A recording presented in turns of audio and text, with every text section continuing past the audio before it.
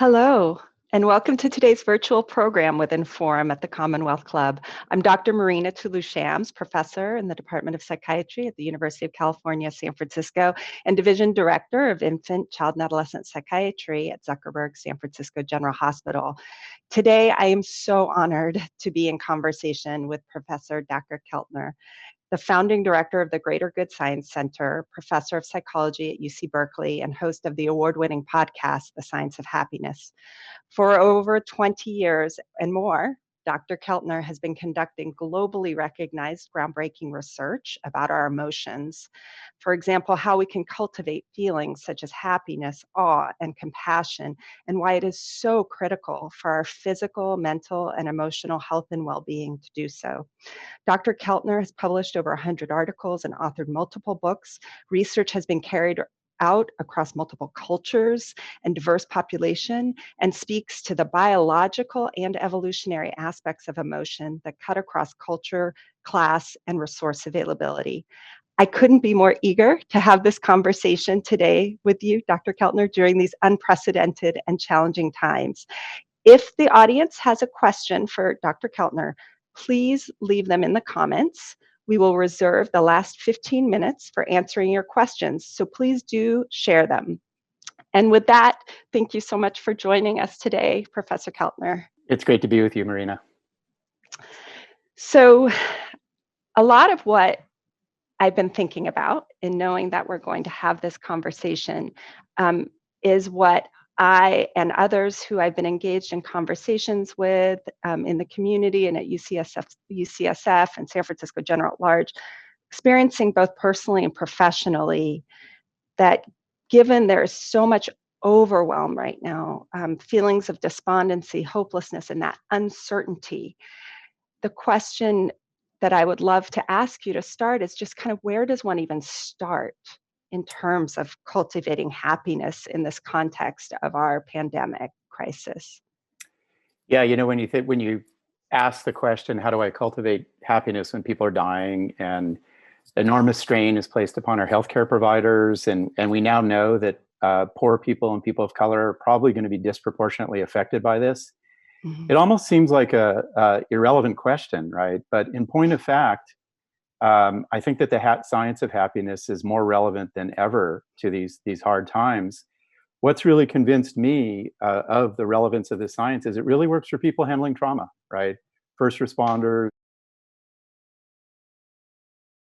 really on the front lines handling human suffering, in terms of cultivating a set of practices that are grounded in science that can guide us through these tough times.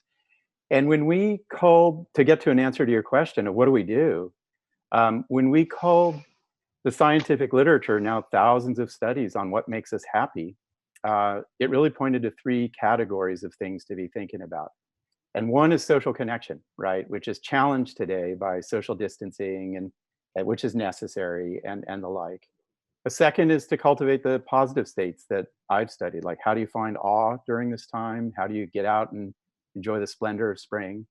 And then the third is probably what our audience is a little bit more familiar with, which is all the stress handling techniques, mindfulness, resilience, breathing, compassion exercises. And we know, if you can kind of find 5 to 10 minutes a day to practice those things, you'll fare better all the way down to your immune system. Yeah, so I'm really glad you brought up the piece. You brought up a lot of great pieces that I want to ask you about. So one that you said, though, that's so key here is around social connection, right? Yeah. And our social distancing that many are saying we should actually be calling physical distancing, Right. and not necessarily social. Nice. How do we cultivate that construct around happiness that we know is necessary for happiness around social connection right now, even in just teeny small ways when we're feeling overwhelmed? Yeah, I ground the emphasis in social connection in just rock solid science that you probably are aware of, Marina. A paper published from 2011 looking at just vast data sets showing if you lack social connection, it costs Americans 120,000 lives a year. I mean, to Mhm. connect is to live and to be happy. And so, in this challenge time, what we have to remember is, as E.O. Wilson, the biologist, said, to connect socially is our defining skill in our hominid evolution, right? It is our defining strength, is our embeddedness in social networks. Touch, being in physical proximity are a couple of mechanisms, and we got to turn to other modalities, right? We have to Yeah. use our voice, we have to laugh, we have to make eye contact, and then hopefully rely on technologies. We'll see if they prove to be useful during this time. I think surprisingly so in some ways. Mhm. Just to remind ourselves how sacred and precious for our bodies social connection is. And there are a lot of ways to go about it.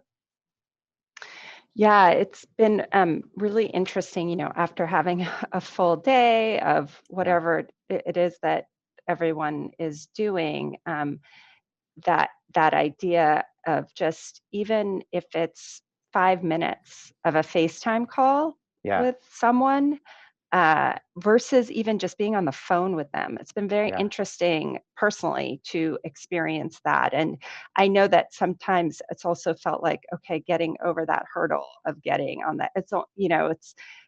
I think that's the piece of like, even if you could just do a brief little intervention, your data really shows. I mean, it's really compelling. Yeah.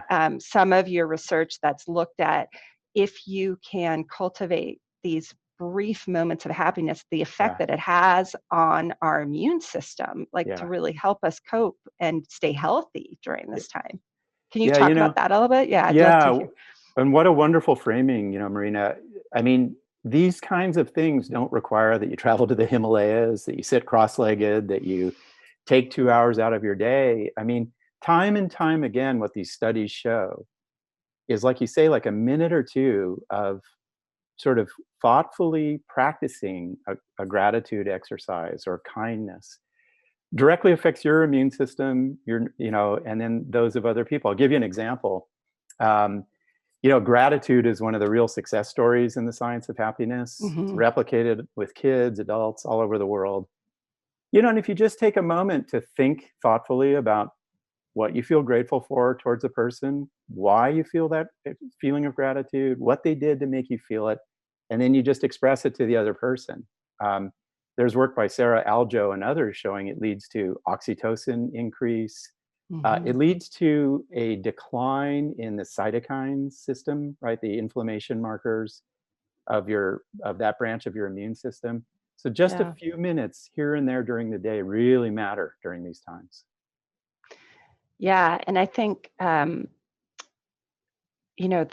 a lot of the youth and families Mhm. who we serve and in the community right now, and really it's impacting everyone. But how do you even kind of remember to do that when our distress is so high that trying to figure out how you're going to pay rent, how you're going to buy food, all of the fiscal consequences that are occurring? Yeah, How, thinking about yeah. how do you build that in, or you're running around taking care of your children while you're trying to work. There are all this interference, if you will. If Yeah. I feel like even on a best day it might be hard to put in that 1 to 2 minutes. So thoughts about how we can, I mean, is part of this about acceptance? um, Sometimes I wonder if, like, we first kind of need to just accept that this is our current situation, and that sometimes can free us up to have a little bit of space.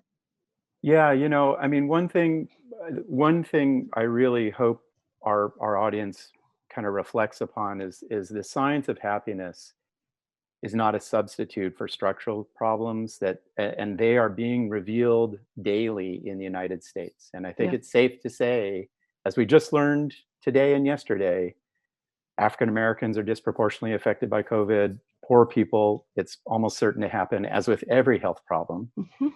And I hope it's a time that we think about that collectively, as you have been in your entire career, right? That Mhm. this is the central issue. I will say it's so interesting, as you know, we did a lot of research looking at the influences of privilege and poverty upon these practices. And you find lower class people are more likely to feel awe on a daily basis. They practice a little bit more gratitude, right? So this actually may be a strength that grows out of necessity that we Mhm. should remind ourselves of. And then what I take heart in is how inexpensive and simple these practices are, right? That getting to a park, building a nice park, getting outside. And then, yes, to answer your question, ultimately, part of what we all are facing is sort of a an awareness of what this reveals about our society. And if you're poor, it means you might not have enough food to eat right now. And how do we handle that? Yeah, so one of the things that I was going to ask you about is, how you just brought it up, is how you cultivate happiness in the face of racial bias and structural Yeah, racism, and actually in this particular case too, like histories of years of negative interaction with the healthcare system. I mean, um, so and I actually wondered if you could talk a little bit about histories of trauma and how your work with happiness and awe. I know that you've done an amazing study with veterans yeah. with trauma histories, and I think it's important for um, folks to know about how that those data really led to massive improvements for people with trauma histories. Yeah, like you, Marina, as my career progressed, when I was really struck by two literatures. And one is the health disparity literature, which has its origins at UC San Francisco in some ways. Mhm, mhm, Wow, for every health problem, poor people are affected more, right? Any kind of health issue, it just hits them harder, in part because poverty hurts the immune system, as we now know. And then the second literature that really struck me that led to this study is trauma. That it is not randomly distributed. That being exposed to violence and mental illness and other forms of trauma um, really hits the poor harder, and it hurts our nervous systems and our immune systems. And I was lucky to work with a guy named Stacy Bear, who was a veteran who ran the outdoors programs at the Sierra Club. And I'll note, the Sierra Club is getting hundreds of thousands of people outdoors for free. Lots of them are poor, lots of them are veterans. Outward bound, three quarters of their students that they get out every year are poor, right? So these mhm, are real world, inexpensive interventions.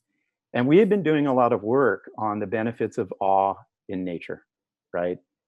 Just getting outdoors for a couple of minutes, looking at some trees, looking at a redwood. We even have a school teacher in the Bronx where there isn't the natural beauty of mm, Northern California. She takes her kids out on awe walks and gets them to really mhm, perform well in class.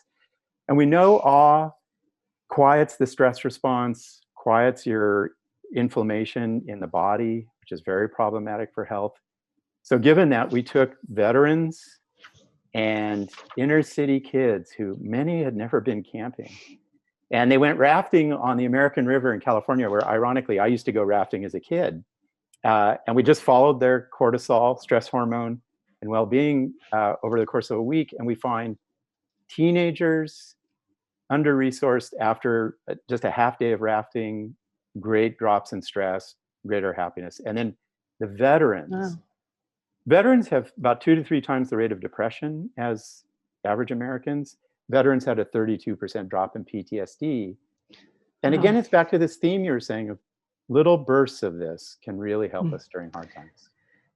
Yeah, I those are pretty compelling findings, which is why I wanted to ask you about them. I think this little bursts phenomenon is really huge. Bruce Perry, who is an amazing child and adolescent psychiatrist, very well known in emotion regulation and trauma work, did an amazing podcast and was really speaking to our telehealth efforts and therapeutic efforts, and Mm, that really to help children and families self-regulate during this time, that we may need to rethink telehealth sessions not as just translating to 50-minute sessions, but now just doing them through video, that we're doing 15 minutes 3 times a week, really to help our youth and families to self-regulate. It's kind of this piece of what you're saying.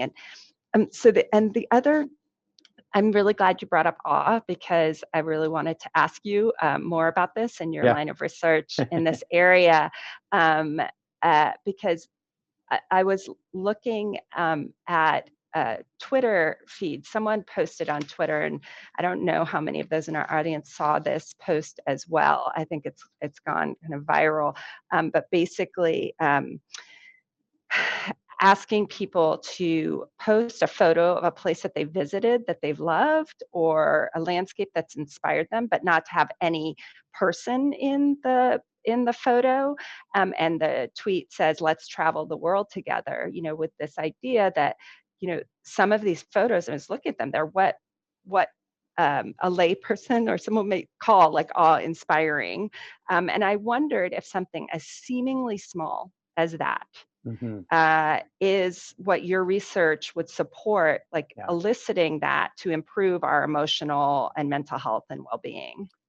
And that question, Marina, is so timely for today when we're saturated, we're following statistics and death rates and, just to keep returning to little bursts of these states and practices that get us happiness. We know from lab studies in the lab that a couple of minutes of watching beautiful nature or reading about an inspiring person, like Nelson Mandela, shifts your neurophysiology, elevates vagal tone, for example, the vagus nerve, which helps your body be strong, right? Virginia Sturm and I are about to publish a paper. She's at UC San Francisco, where we did what the Twitter feed suggested. We did it a while ago, which is ask people who are 75 years or older, who are vulnerable or more likely to be depressed and anxious, to get out and go find a spot that gives them awe, right? Once a week. They go out, they find the swings that they used to rock their kids on, or a beautiful tree, or a pretty part of a city. And over the course of 8 weeks, they feel less anxious and depressed, right? So these little bursts of awe shift our brain out of a self-worrying, ruminative style to a open to the world style, which is important for us right now.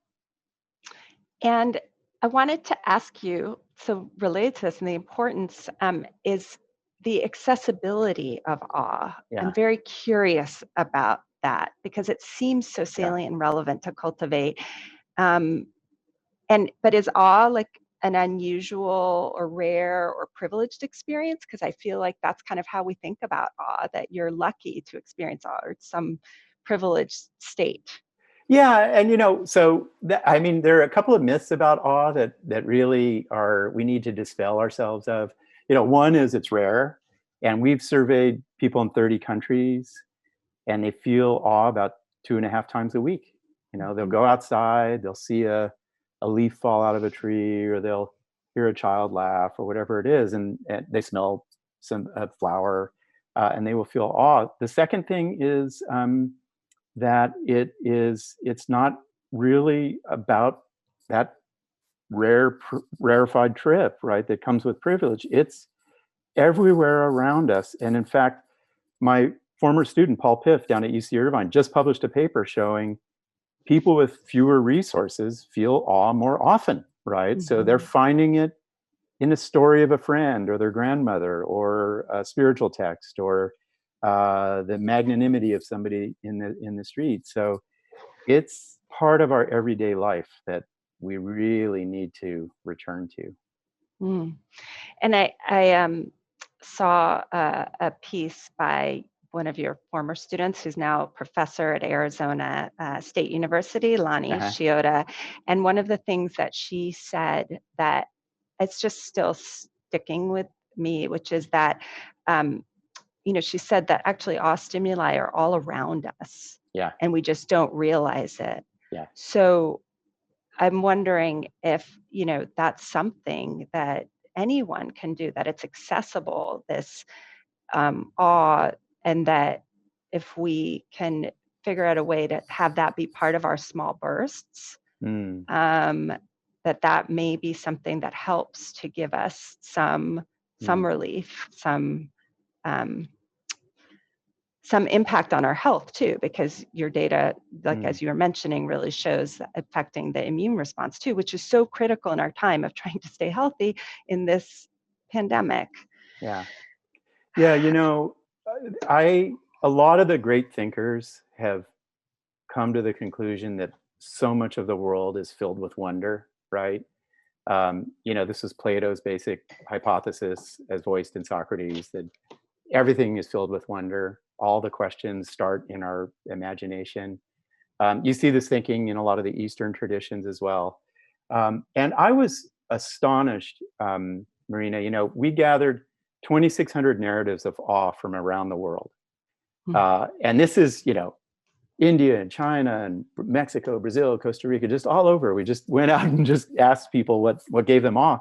And it blows your mind. I mean, people are feeling awe about, you know, something their dad did in a bar, and a can opener and a painting, and you can't believe their car. It's just what the mind is disposed to do when it opens up. And what that tells us is exactly what you're saying. You know, it's like, if you go out and look for a little awe, and you just take a little breather and step back and not try to achieve your goals in that moment, suddenly you go outside and like, oh my God, there are these tiny little fungi, and you take a picture and off you go, right? So, and that's, you know, one of the interesting things about this study with Virginia Sturm at UC San Francisco is we had people go out and do this awe walk once a week, right? And they look for something that gives them awe, they take it in. And what we found is as they did the walk, their awe increased over time. They were finding more occasions for this emotion. So I feel like this emergency or crisis gives us a chance to slow it down and ask questions like, wow, what's awesome around me right here that I can go spend a moment with? Yeah, I mean, it's really, it feels like something most accessible for everyone to perhaps be able to cultivate. And so I have many questions about awe, but one thing that you just brought up actually was about spirituality and religion. And you know, we were just talking on our UCSF Grand Rounds this morning about spirituality and religion, and how for many families, many communities, that is such a source of not only social connection, but really coping and mental health and well-being supports. And I wondered how your science of happiness and awe and your emotion science fits into spirituality, and that maybe that's a framework that people are already engaged in, and how that all fits in. Yeah, you know, I really appreciate that question, Marina, because very often places like UCSF, you know, Berkeley, et cetera, there's not as focused an attention on spirituality when most Americans have a spiritual practice. And I think that I really take William James's perspective of pluralism, right? That we're after transcendent feeling. We're after some kind of mystical state. We know empirically a lot of things about that state, which is it quiets your selfishness. It quiets a region of the brain called the default mode network, which ruminates and critiques yourself. It is good for your body. There are a lot of studies showing that a spiritual practice helps with how you handle disease and life expectancy. And there's new work that really suggests that part of the core of it, which was William James's hypothesis in Varieties of Religious Experience, is I want to be connected to something larger than myself, right? And he called it the fundamental it, because he wasn't a spiritual person. He's like, and he actually found it taking nitrous oxide. That's a whole other different story. Talk, Doctor. Yes, happy to talk about psychedelics too. You know, and I'm sure your whole audience is like, but what about psychedelics? And that's part of it. You know, that work shows 66% of people in some of the studies of psychedelics have a spiritual experience. So I think we have to embrace, right, in a pluralistic sense and say this is part of the human psyche. And where do you find it? Is it yoga? Is it meditation? Is it a spiritual text? Because it's part of who we are, Mm-hmm. and important for us to have it be part of this conversation. Yeah, and I think that that piece of like finding where it is that it fits in for you, that Yeah, these are our emotions. And so right. they actually are accessible, they're a biological construct with us, like they're with us. So how do you access them? And in these tiny bursts, and you've been talking about some potential ways of doing so, even in our social distancing, getting outside. So what can we do even in a, I am figuring out how to get my two daughters out of the house every day, and I make them, even if I can't get out and walk, to run around the block somehow, so that way. And and so so the next part of my question Yeah, actually goes to actually being a parent, yeah. and a couple of things around that. So I know that you've written a white paper recently all about awe that's available on the Greater Good Science Center website. And one area for future research that that's going forward is around what does awe look like in children. Mm, um, and I'm very curious about that yeah, question. Um, and the other question I have related to that yeah. is, can we cultivate, can, can parents cultivate happiness and awe in their children? This is something, right, where if we're really distressed, what happens with our kids in this way? And is it something that we can teach them in some way or cultivate in them? How do we do that? Yeah, I mean, that's a huge question, right? So I the know. first broad Yes. question, no, no, but it's really, ultimately with the science of happiness, what you want it to do is you want it to make it for a better society, right? A healthier, Mhm, fairer, greener society. mhm, And I hope we've provided some hints to that. It should be able to help veterans who are really suffering or the poor, and then it should be useful for and helpful for parenting. And I think it's really interesting that the indirectly a lot of the great literatures on parenting are really lessons about happiness, right?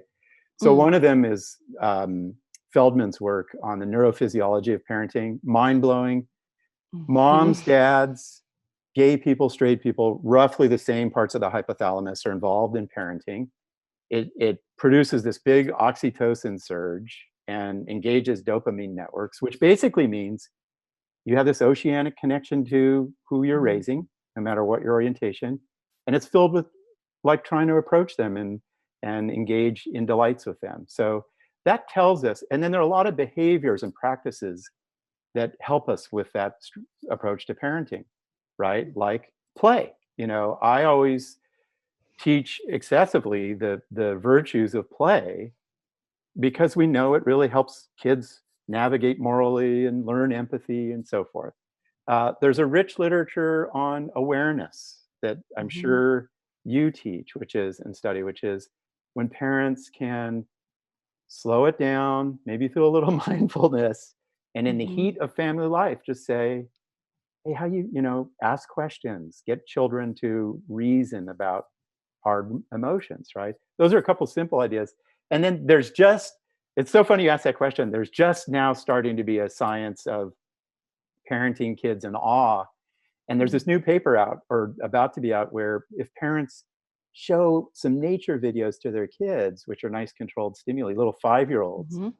um, they become less egoistic, and and more altruistic, right? So I think there's going to be a real growth Interesting. of that interest.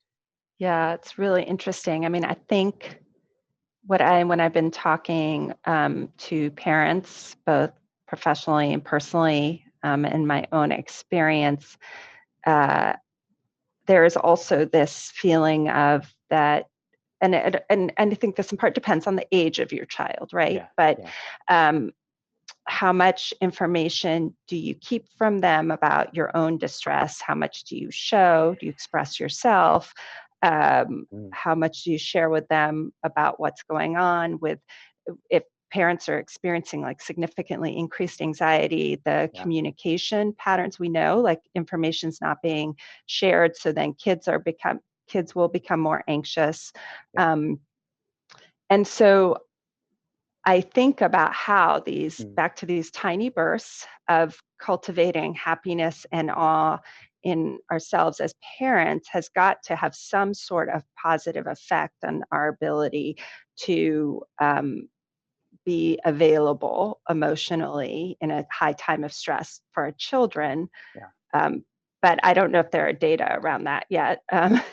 So, but I think what I'm just trying to say is that it feels so overwhelming in so many angles. Yeah. And even if we can engage our kids um, in some small way, like I was saying, if I can talk to my children or encourage another parent to talk to their children about when they go on that walk, Yeah. take a look and see, what that flower is. Just stop for just a second, like physically stop for Yeah. a second. Yeah. That small moment could potentially have huge ramifications, positive ramifications.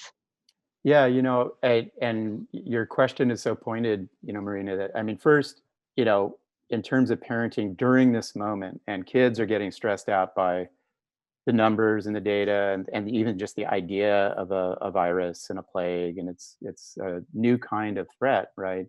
At the Greater Good Science Center, I would encourage the parents in our audience to Mhm. go there, greatergood.berkeley.edu. We have a whole parenting initiative, and we Yeah, have awesome. essays on how much information should you be taking in. I've taken in too much information. Yeah. How much should you pass on to your kids? How do you talk about it?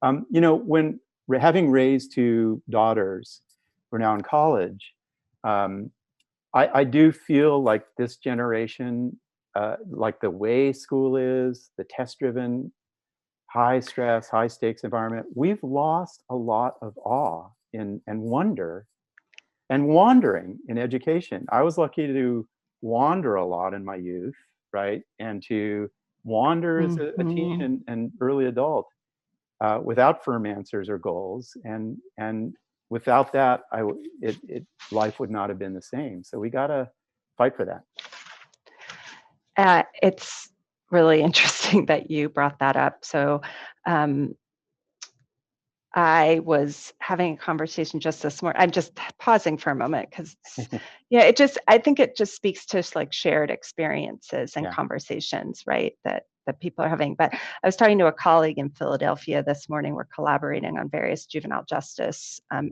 reform efforts and mental health reform efforts. And she shared with me that, her girls are who are tween, early teenage, but that they're actually in some ways doing better right now because Yeah. their school pressures have really slowed down, and so they're actually doing all of the work, and um, but that like their anxiety so it's this like effect opposite to what she was anticipating. Yeah. No, I know. um, so this concept of slowing down Mm, for some, whereas others it's felt like completely the opposite, yeah. speeding up. Yeah. And it seems to me that your work on the science of emotions and cultivating happiness and awe could be applied in either of those to Yeah. help. Yeah. No, absolutely. I mean, just the broader emphasis on slowing down, and awe does give you a sense of expanded time, which is another benefit. Hmm. Marina, I did this really revealing exercise yesterday that speaks to your friends' observations about their tweens. I had my Berkeley happiness class online, couple hundred people, teaching over Zoom, Sure. hoping I don't get Zoom bombed and all the wonders of today, which I did in another context. Uh, And I did this exercise, which is a reflection exercise, which is first of all, just name what you're worried about, right? And I had them put that into the chat function of Zoom, and I got all these words we would expect, right? confused, worried, isolated, frustrated, tired, lonely, stressed. And then I said, now, what good things are coming out of this? Like, what do you envision changing? And there was this flow of acts of imagination where they're like, I'm slowing down. I'm listening to my mom. Yeah.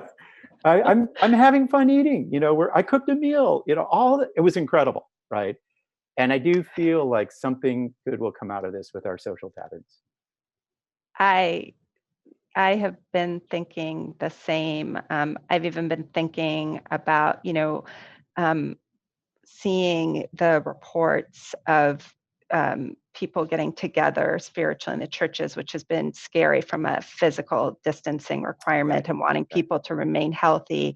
But just the outpouring of need for that social connection and kindness and compassion, Yeah. right? So that's another small burst of something that can be done, Yeah. right? And so it can be something just so small, but saying something kind to whomever Yeah. you're, and the literature shows that actually, Yeah. that along with gratitude, kindness, and compassion. So, um, yeah, I think that we have to, and maybe this is another, I'd ask you, this is another component of cultivating happiness and awe, is to actually look for the silver linings in our Yeah. situation and actually what's going to keep us going for the long run, because we know that this is a marathon, not a sprint.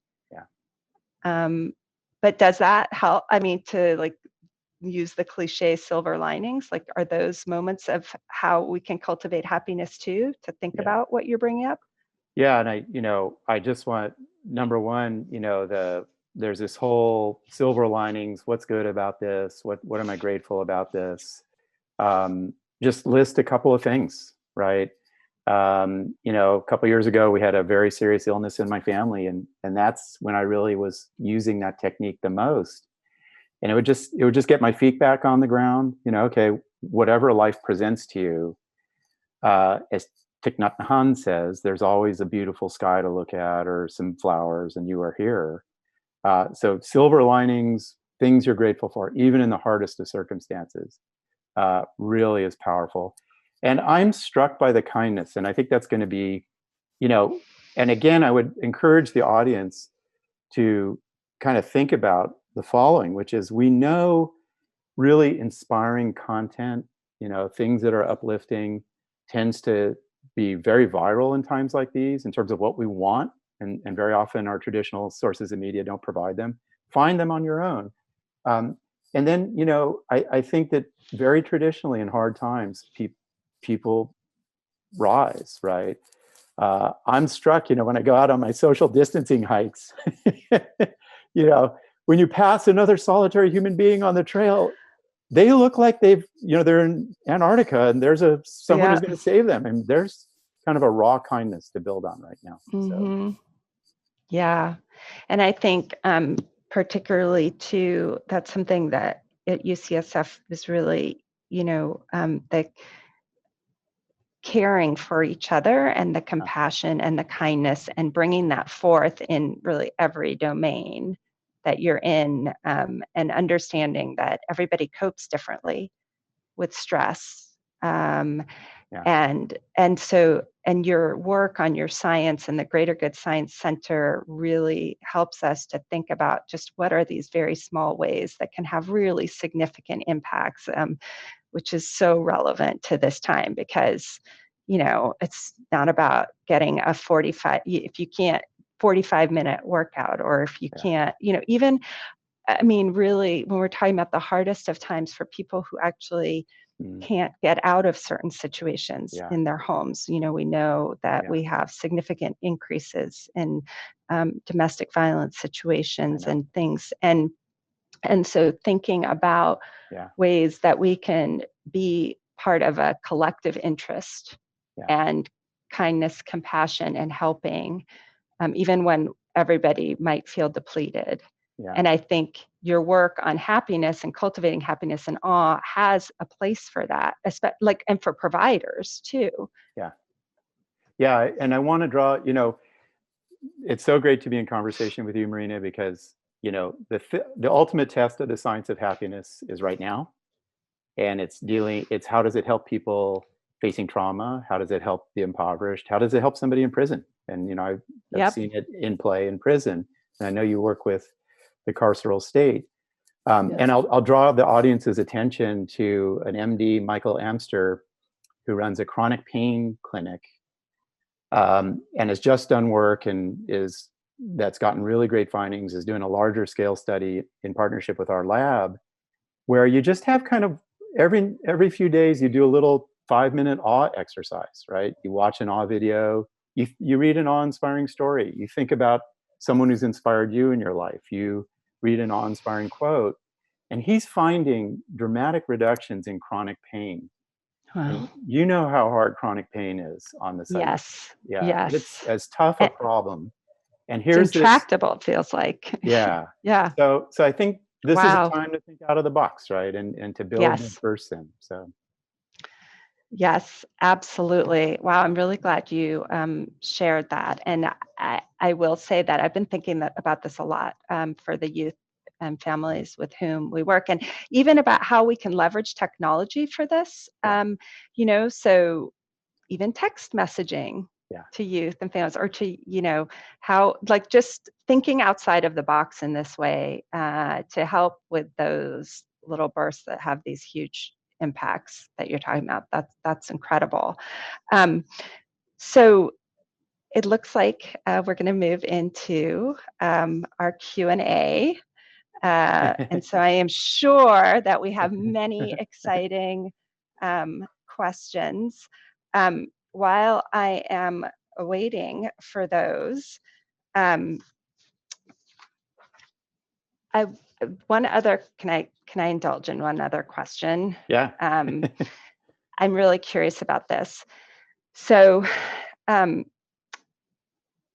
there, one of the papers that you wrote was about highlighting that maybe not all types of happiness are good for you, Yeah. that happiness might not be suited to every situation. And in fact, in some cases, it can lead to being less inhibited and taking more risks. And Yeah. I'm thinking, there's these data of the Bay Area with the alcohol sales surging and lots of happy hours online, and really like concerns for those of us who are involved in substance use Mm, interventions. But I just wondered if, and I'm seeing questions coming through too.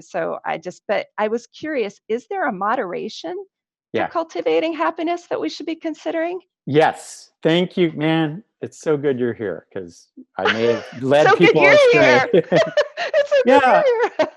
Well, I get carried away on like awe for everybody, compassion, right? And the vagus nerve and oxytocin.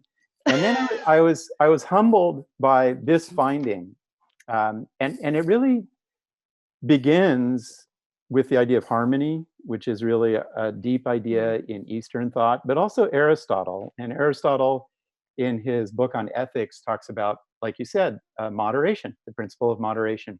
And he said, you need all of the passions, but you need them in the right way, to the right degree, and in the right context. What he's saying is moderate amounts of passion.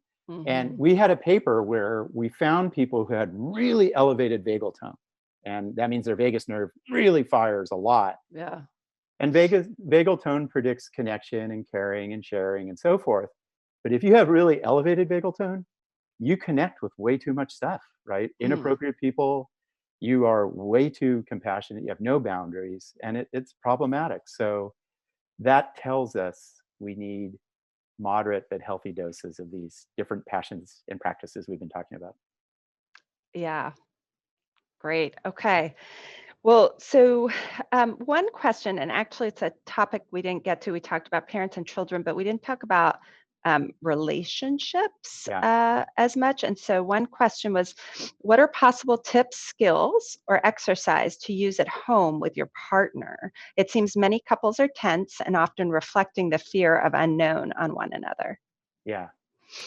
Well, one of the nice things about teaching is you get to keep tracking many people's scholarship. And I really like the problematic behaviors that John Gottman and Bob Levinson documented of, excessive criticism, stonewalling, contempt, where you look down on people, and defensiveness, where you kind of punch back if there are difficult times. Criticism, contempt, stonewalling, and defensiveness. And those predict divorce, right? Very strongly in their work.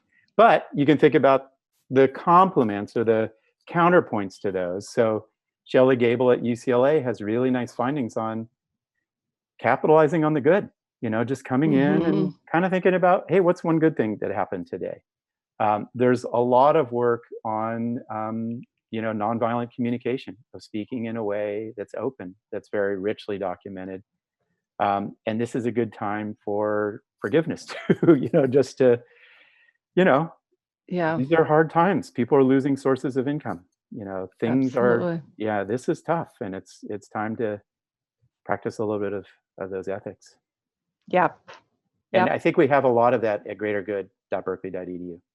Yeah, I saw that you have a lot of resources, for couples. So definitely check out the website. It's pretty amazing, and the programming. Um, so this is getting at maybe a little bit of some of what we talked about, but maybe not in the same way. Is there a way of cultivating a genuine, heartfelt sense of gratitude when the feeling is not there? Yeah. I mean, and it's funny how that question arises really profoundly with gratitude, right? Mm, And I think because we're told to be grateful and to say thank you, and your parents pull you by your ear and make sure you say thank you and be polite out there. My parents didn't do that, but but yeah, I think when you think of these practices, cultivating a little bit of non-judgmental awareness and mindfulness, cultivating some forgiveness where you get out of the default orientation of like, you're at fault, right? Cultivating kindness mhm. or gratitude or even awe. I think the wisdom in those literatures is you got to give yourself a little time.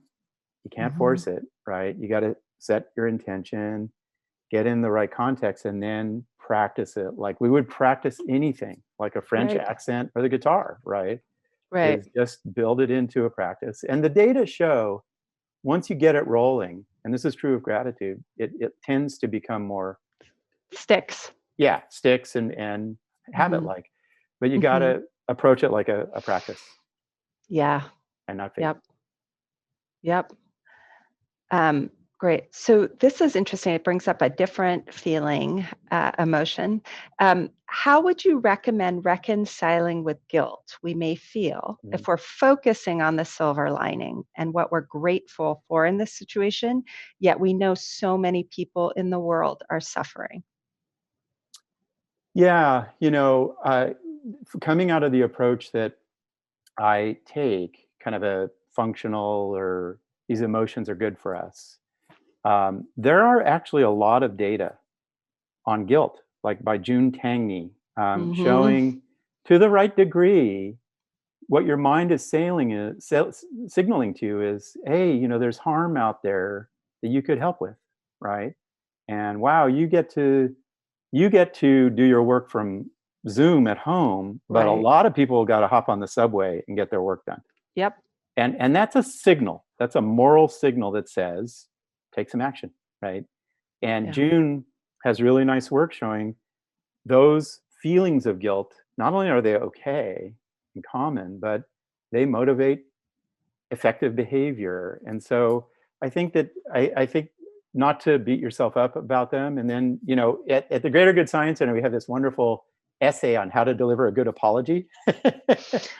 Oh, I and haven't seen that. apologies are really important during these high conflict times when we step on people's toes, right, at home. Yeah. And Yeah. so if the guilt's local, be mindful of how to say you're sorry. Yeah. Yep. I like that the piece about motivating to move forward and do something. That's um, so kind of opposite to the relationship question. there's a question about, for those who are sheltering alone, what are some tools we can use to make sure our mental health remains as healthy, and doing what they can, but it's very isolating. Yeah, I mean, Marina, is just like you. This is one of my biggest concerns, right? Is, we know loneliness is tough on the immune system. Yep. We know loneliness is Vivek Murthy, our former Surgeon General, has a book coming out on it is almost like an epidemic. And now we're in this situation that is augmenting it. And so I really would, it's going to sound very familiar, but we put together some insights at the Greater, like one of our first essays in response to this emergency or crisis was about, here's 6 things to do. And one that I find during this time, I'll get into Zoom world and on my laptop, and then it's 4 p.m. and I'm starting to feel funky, right? Same thing. Yeah, and the essay says, like, get outside, have a regular connection, move your body, find something that gives you some beauty or gratitude. Just build that into your day, and those are, tried and true approaches to this. And then I just think about the connections that will matter right now. Absolutely. But there's a great essay on that at the Greater Good. That's great. So another question, examples of awe moments that can be practiced at work or as a team, which is interesting, especially from working from home. So this question is making me think of, are there things that we can build into our team meetings, our organizations? Yeah. So I'll give you 2. And one is, it's astonishing. I do this a lot. I was just teaching, right before the emergency, I was teaching 500 medical doctors at Kaiser Permanente about awe. There's a lot of interest in awe as a form of medicine, and they know it, right? And so this is a team practice, which is you give a little space and you say, let's share some awe stories about what it's like to practice medicine. And man, once you get over the obstacles of like, well, what do you mean by awe? How do you define it? It's vast, and then the stories start coming out. It just inspires you, right? So that's one, is sharing your work-related stories. What in medicine, sharing stories of other awe-inspiring people, right? A cancer patient, a child who's, dealing with a health condition. And then my colleague, Leif Haas, who's a medical doctor, is on the next episode of the podcast on using mindfulness as a medical doctor during this crisis. He actually gets his teams to dance. And dancing has this kind of collective joy that can blend into awe. So get creative. Yeah, I have been hearing about, actually one of our division directors at San Francisco General Hospital for the, I'm just going to show, so Trauma Recovery Center, because they're doing amazing work, and they are having meetings where they're having dance parties to start the meeting on Zoom. So, and it's going really well, and people are really appreciating it. So that's great. I'm so glad you brought up the dance parties. So let me see. I think we probably have time for one more question. Sorry,